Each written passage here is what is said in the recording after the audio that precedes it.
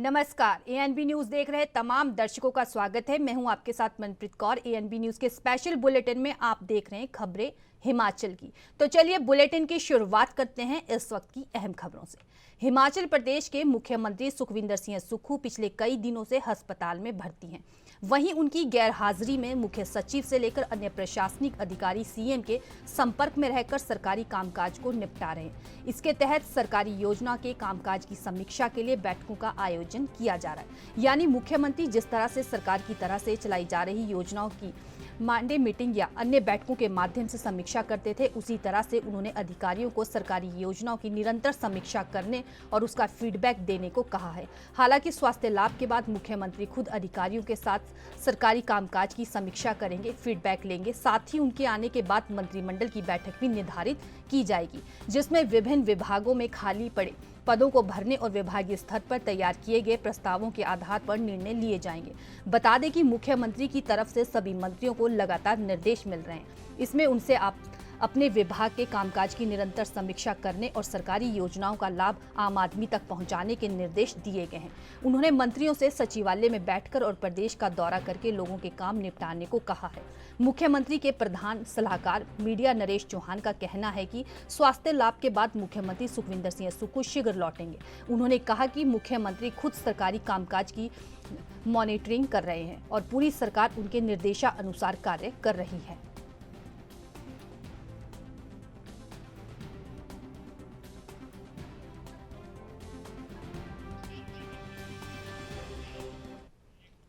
बढ़ते हैं अगली खबर की तरफ। राजधानी शिमला स्थित प्रदेश कांग्रेस कार्यालय हिमाचल कांग्रेस की प्रदेश अध्यक्ष प्रतिभा सिंह ने कांग्रेस कार्यकर्ताओं से मुलाकात की और आपदा प्रभावित इलाकों का दौरा भी किया। इस मौके पर उन्होंने मुख्यमंत्री सुखविंदर सिंह सुक्खू का आभार व्यक्त करते हुए कहा कि मुख्यमंत्री ने इस आपदा के समय में बेहतरीन काम किया है और उनके काम से लोग संतुष्ट भी हैं।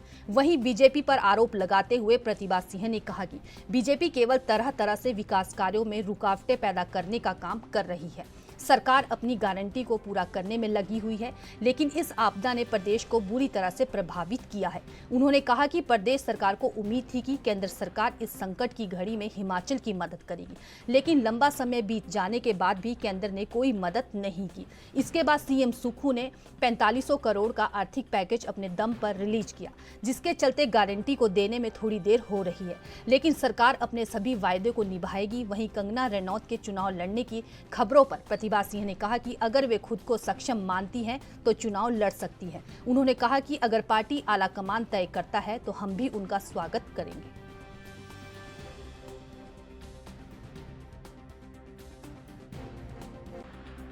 देखिए, जहां तक बीजेपी का सवाल है, बीजेपी तो तरह तरह की रुकावटें पैदा करने का प्रयास कर रही है। जहां तक आप ये कह रहे हैं कि जो हमने मैनिफेस्टो में बातें कही है, आपको पता ही है कि हमने पहली गारंटी ओपीएस देने की बात की और वो सरकार ने पूरी भी की है। आज लोग संतुष्ट है, लोग खुश है कि हमारी एक मांग को पूरा किया है। दूसरी मांग हम उसके ऊपर सोच कर रहे थे कि कब इसको इम्प्लीमेंट किया जाए, और माननीय मुख्यमंत्री स्पीति भी गए। स्पीति में भी उन्होंने कहा कि हम इसकी शुरुआत यहाँ से करेंगे। उसके बाद ये आपदा आ गई और आपदा में सरकार को ये दिक्कत सामने आ गई कि केंद्र सरकार में इसने पैसा देना था। हमने बार बार ये मांग माननीय प्रधानमंत्री जी के सामने भी रखी और हमें पूरा विश्वास था कि प्रधानमंत्री जी जहां हिमाचल प्रदेश को अपना दूसरा घर बताते हैं, तो उन्होंने इसमें कोई पहल नहीं की। हमको आर्थिक पैकेज देने की बात नहीं की। जो नुकसान हिमाचल प्रदेश में हुआ है वो इतना बड़ा था, 12,000 करोड़ का हमने अनुमान लगाया था, तो उसके लिए हमें केंद्र से एक पैसा भी नहीं मिला।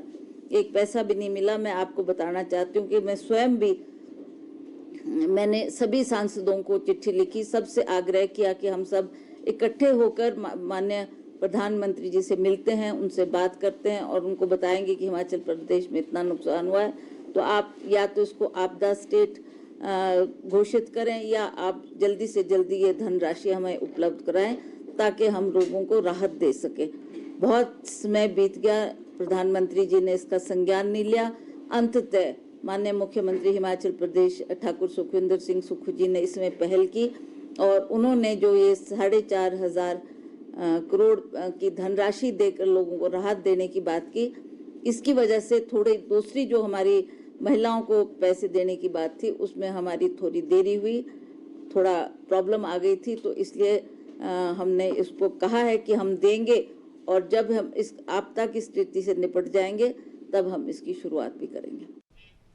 बढ़ते हैं अगली खबर की तरफ। हिमाचल प्रदेश विधानसभा अध्यक्ष कुलदीप सिंह पठानिया ने कहा कि राज्य में भारी प्राकृतिक आपदाओं के चलते चंबा में हुए नुकसान के बाद राज्य आपदा राहत फंड के तहत विभिन्न विभागों को 34 करोड़ 57 लाख की धनराशि जारी की गई। इसके अतिरिक्त राज्य सरकार ने विशेष पैकेज के तहत जिले को 3 करोड़ 35 लाख रुपए की धनराशि भी उपलब्ध करवाई। विधानसभा अध्यक्ष ने कहा कि लोगों के घरों को हुए नुकसान की भरपाई को लेकर प्रधानमंत्री आवास योजना के तहत प्रथम चरण में 219 आवास मामलों को स्वीकृति प्रदान की गई है और इसके तहत दूसरे चरण में 290 आवास मामलों को प्रदेश सरकार की ओर से जल्द स्वीकृति प्रदान कर दी जाएगी।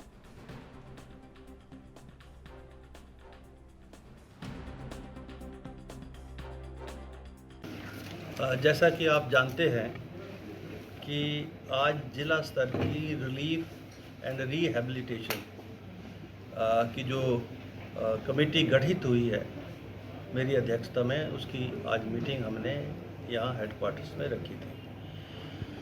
आप ये भी जानते हैं कि हाल ही की जो बरसात हुई है उसमें बहुत ज़्यादा नुकसान हिमाचल प्रदेश के हर ज़िले में हुआ है और चंबा जिला भी उससे अछूता नहीं रहा। और यहाँ पर जो नुकसान है, जो बरसात की शुरू से अंत तक सितंबर तक लगभग 451 करोड़ का जो लॉस है की फिगर जो है यहाँ से रिफ्लेक्ट जो है स्टेट हेडक्वार्टर्स को हुई है। यद्यपि हिमाचल सरकार ने केंद्र सरकार से 12,000 करोड़ रुपए प्रस्ताव के माध्यम से विधानसभा के प्रस्ताव से मांग की है, लेकिन अभी तक वो राशि ना मिलने के बावजूद सरकार ने अपने वित्तीय संसाधनों से हिमाचल प्रदेश में एक रिलीफ पैकेज जो है उसकी घोषणा की है, जिसकी जानकारी आप सबको है। वो 4,500 करोड़ रुपए का एक रिलीफ पैकेज जो हाल ही में बरसात में जो नुकसान हुआ है उसके लिए सरकार के द्वारा अपने संसाधनों से स्वीकृत हुआ है। और ये अपने आप में आज तक की सरकारों के द्वारा किए हुए फैसले से सर्वोपरि फैसला है, क्योंकि कभी भी 1 लाख से ज़्यादा पूरे क्षतिग्रस्त मकान को नहीं मिला है। और वर्तमान सरकार ने जिसका घर पूरी तरह से डैमेज हुआ है उसको 7 लाख रुपया देने की जो है बात कही है।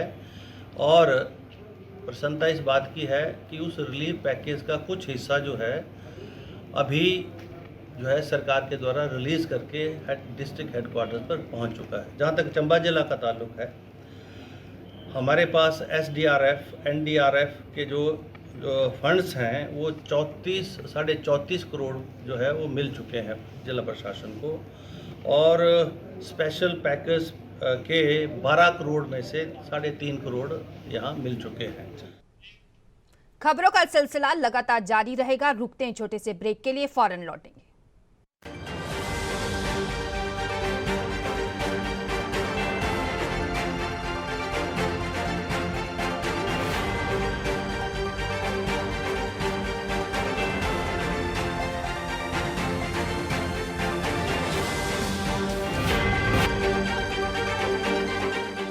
ब्रेक के बाद एक बार फिर से स्वागत है। बढ़ते हैं अगली खबरों की तरफ। राजधानी शिमला के संजौली ढली टनल में लोग धूल मिट्टी से परेशान हैं।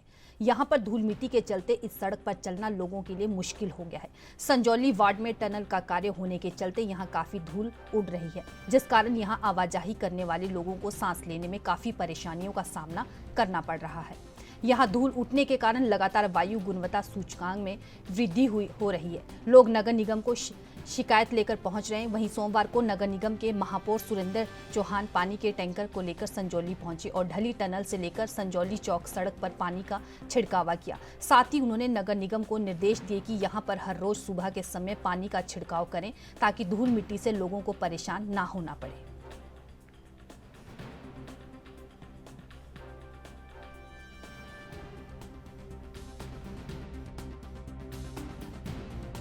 देखिए, मेरे पास यहाँ स्थानीय हमारे पार्षद विनय जी, ममता जी और अंकुश जी की उन्होंने मुझे मेरे ध्यान में ये चीज़ें लाई थी कि यहाँ काफ़ी डस्ट बैठती है और टनल का कार्य होने की वजह से और परेढली के परेली साइड जो कंस्ट्रक्शन का और अब उसको डेवलपमेंट का वर्क कहें, इस तरह से कुछ उसकी वजह से काफ़ी डस्ट बैठती है।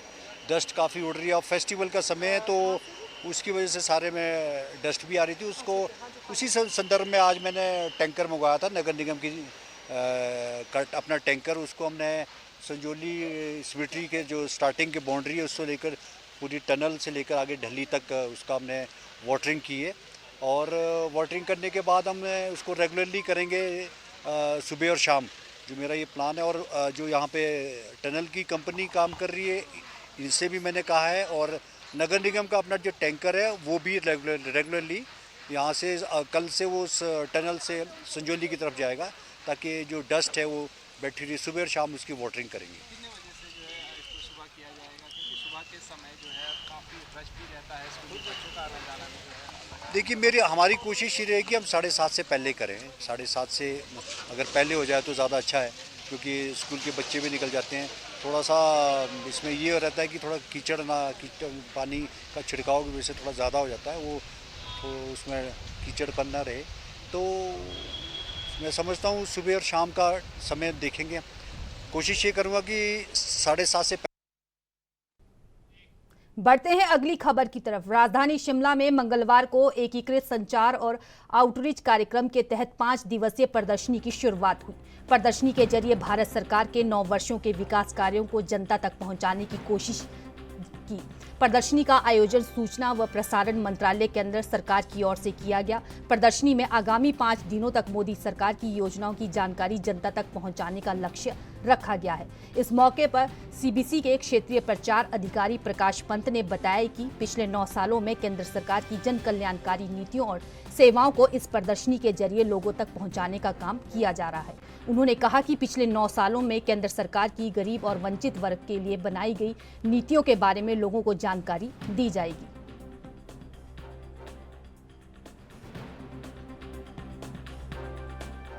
जी, ये जो एग्जीबिशन लगाई गई है ये 11 नवंबर तक चलेगी और इसमें हमने पिछले 9 सालों में जो भारत में तरक्की हुई है, केंद्र सरकार ने जो कल्याणकारी योजनाएं हमारे देशवासियों के लिए लागू की हैं, लगाई हैं, उसकी पूरी झलक हमने दिखाने की कोशिश की है।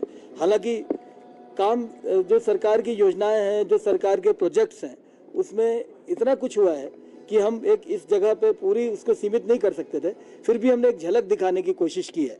जैसे गरीब कल्याण, जो हमारे देश के जो थोड़े से वंचित वर्ग हैं उनको जिस तरह से पूरे कोविड से लेके आज तक जो मुफ्त अनाज दिया जा रहा है, किसानों के लिए जो सम्मान निधि दी जा रही है, उसके पूरे आंकड़े दिए। युवाओं के लिए, मिडिल क्लासेस के लिए जो भारत सरकार ने जो योजनाएं बनाई हैं और जिस तरह से उनका पूरा कल्याण हो रहा है, और खाली अचीवमेंट्स ही नहीं है, उसके साथ साथ हम ये भी जानकारी देने की कोशिश कर रहे हैं कि यहाँ पर किस तरह से युवा, किसान, जो विभिन्न वर्ग हैं, वो इन योजनाओं का आगे भी लाभ उठा सकते हैं।